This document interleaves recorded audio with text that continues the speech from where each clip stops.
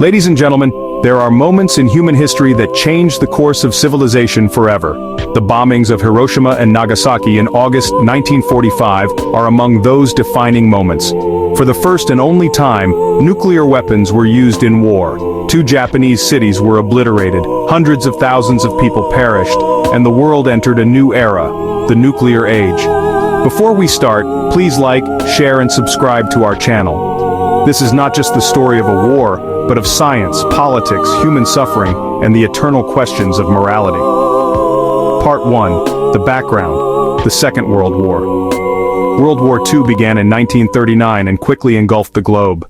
World War II began in 1939 and quickly engulfed the globe. The Axis powers, Germany, Italy, and Japan, fought for dominance against the Allied powers, led by Britain, the Soviet Union, and later, the United States. In Asia, Japan's imperial expansion spread across China, Korea, and Southeast Asia. Its military campaigns were brutal, marked by massacres and harsh occupations.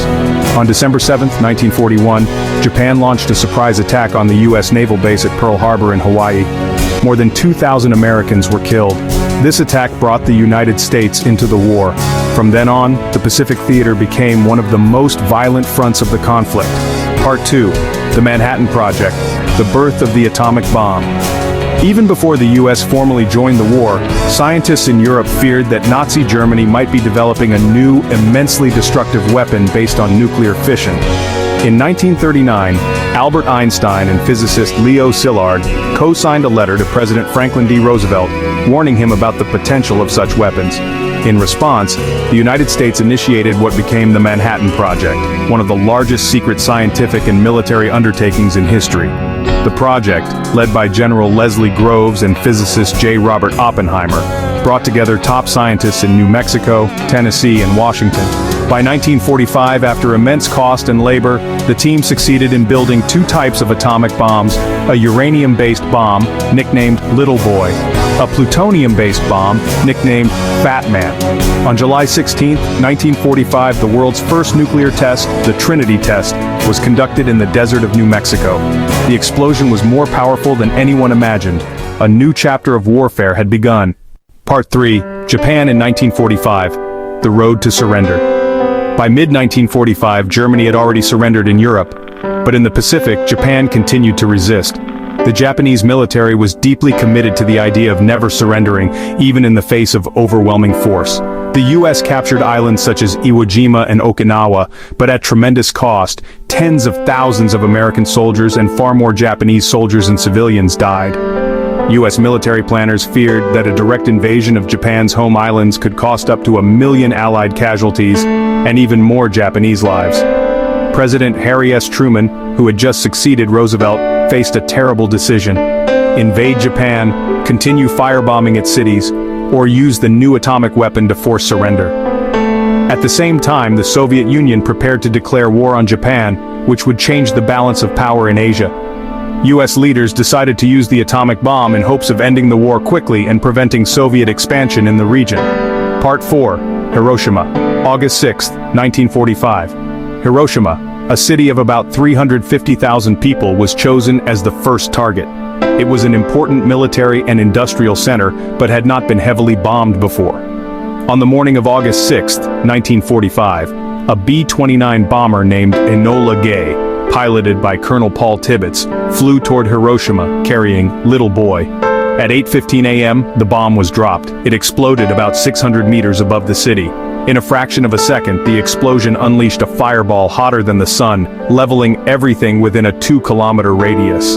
Tens of thousands of people were instantly incinerated. Buildings were reduced to rubble. Shadows of people were burned into walls and pavements. By the end of the day, around 70,000 people were dead. Over the following weeks, radiation sickness, burns, and injuries killed tens of thousands more. Survivors, known as hibakusha, describe scenes of unimaginable horror. Rivers filled with burned bodies, people wandering with skin hanging from their arms, children crying for water that could not quench their thirst. Despite the devastation at Hiroshima, Japan's leaders did not immediately surrender. On August 9, 1945, the United States prepared to drop a second bomb. The original target was Kokura. Heavy cloud cover forced the crew to switch to their secondary target, Nagasaki. The B-29 Boxcar, piloted by Major Charles Sweeney, carried a plutonium bomb nicknamed Fat Man. At 11:02 a.m., the bomb was released over Nagasaki. The explosion produced a mushroom cloud that forever altered the city and its people. Nagasaki, a city of about 250,000, sat in a narrow valley. Surrounding mountains partly contained the blast. That terrain slightly reduced the blast, but the damage was catastrophic. An estimated 40,000 people were killed instantly. By the end of 1945, at least 70,000 had died, and countless others bore horrific injuries and long-term radiation effects. The combined shock of 2 atomic bombings and the Soviet Union's declaration of war finally broke Japan's leadership. Emperor Hirohito, who had been largely silent during the conflict, stepped in to end the fighting. He announced that Japan must accept Allied terms of surrender to avoid further destruction. On August 15, 1945, Hirohito addressed the nation by radio, the first time many Japanese heard his voice. He said the war has developed not necessarily to Japan's advantage, and that we must endure the unbearable. On September 2, 1945, aboard the USS Missouri, Japan formally surrendered, and World War II finally ended. The deadliest conflict in human history had come to an end, but its costs would be felt for generations. By the end of 1945, more than 200,000 people had died in Hiroshima and Nagasaki combined. In the years that followed, many survivors developed cancers, chronic illnesses, and genetic effects from radiation exposure. Entire families were wiped out, schools, temples, and neighborhoods vanished in seconds. Survivors, known as hibakusha, often faced stigma and discrimination, as many feared radiation was contagious. Their testimonies later became vital to the global anti-nuclear movement, turning personal pain into public warning. Remembering their voices ensures the human cost is never reduced to statistics. The atomic bombings remain among the most controversial decisions in history. Supporters argue the bombs ended the war quickly and saved countless lives that an invasion would have cost. Critics counter that Japan was already nearing surrender, and that the bombs also served to intimidate the Soviet Union. Some argue a demonstration on an uninhabited island might have forced surrender without mass civilian deaths. The ethical questions remain unresolved. Can mass killing of civilians ever be justified in war? Does the end ever justify such means? These debates shape how we remember and judge the past.